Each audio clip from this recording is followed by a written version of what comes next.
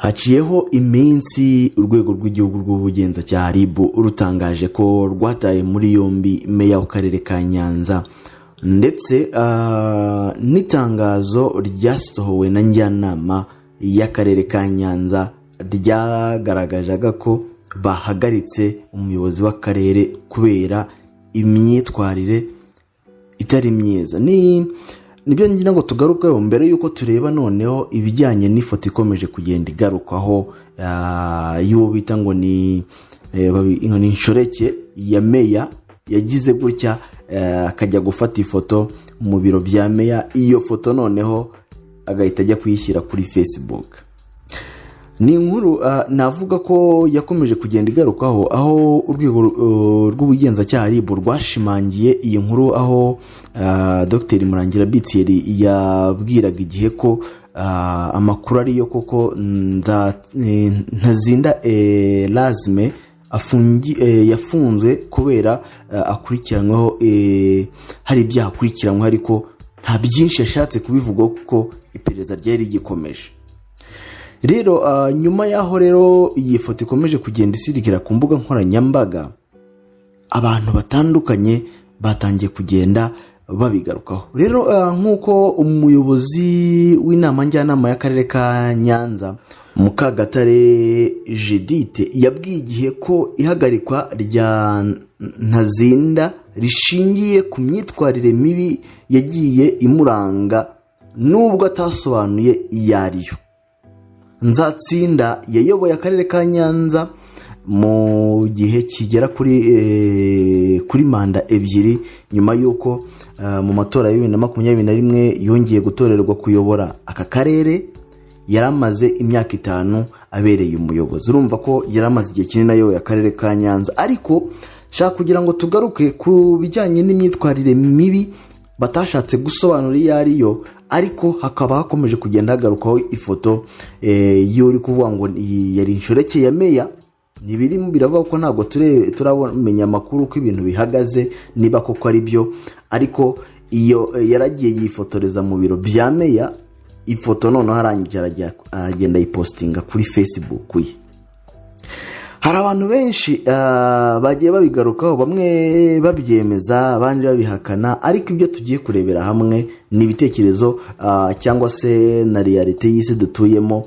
Turebera hamwe ese niyihe se ni inkuru mpamo cyangwa se hari ikindi kintu cyaba kibyihishe inyuma. Rimwe na rimwe ari igihe navuga ko abakobwa cyangwa se igitsina gore niba koko ari nabyo haba habayemo nikosa ryo kuba ari we wamutanze, niko nabyita. Kuko niba bigeze naho njyanama y'akarere imenya ibyo bintu, gusa nyine bo ntabwo bashatse kugaragaza iyo mico mibi yariyo cyangwa se imyitwarire mibi yagaragaje mu kazi, bikaza kugaragara ko hari ifoto iri kuri Facebook y'uwo mukobwa cyangwa se umugore igaragara ko yari yicaye mu biro bya meya w'akarere, kandi byanga bikunda ibintu bijya kugera hanze gutya abantu bari gukora mu kazi hari amakuru bafite. Reka turebere hamwe ibitekerezo by'abantu icyo bagiye bavuga ku bijyanye n'iyi foto.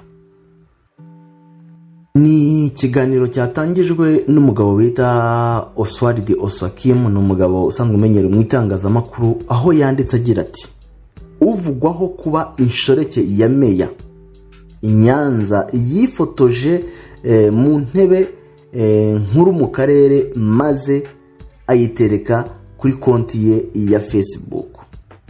Niyo magambo Oswald Osakim yatangaje. Arangije aravuga ati urabivuga ku iki? Hasi uwa mbere yahise avuga ati kwifotoza can't confirm, ariko ari inshuti ye nanjye ngize amahirwe nakwifotoza mu ntebe yawe. Ubwo yabwiraga Osakim ya minisita cyangwa y'umuruta.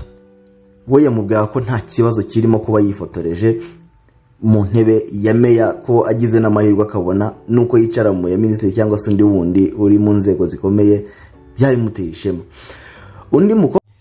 Yes, nk'uko mubyumviye rero amakuru ari kugenda avugwa nayo ngayo, biri gukekwa yuko uyu meya w'akarere ka Nyanza yaba yarazize uyu mugore cyangwa se uyu mukobwa wagiye mu ntebe nkuru yo mu karere akicaramo akaba yabasha kwifotoza, ubundi bwo amafoto agatangira kuyasakaza ku mbuga nkoranyambaga.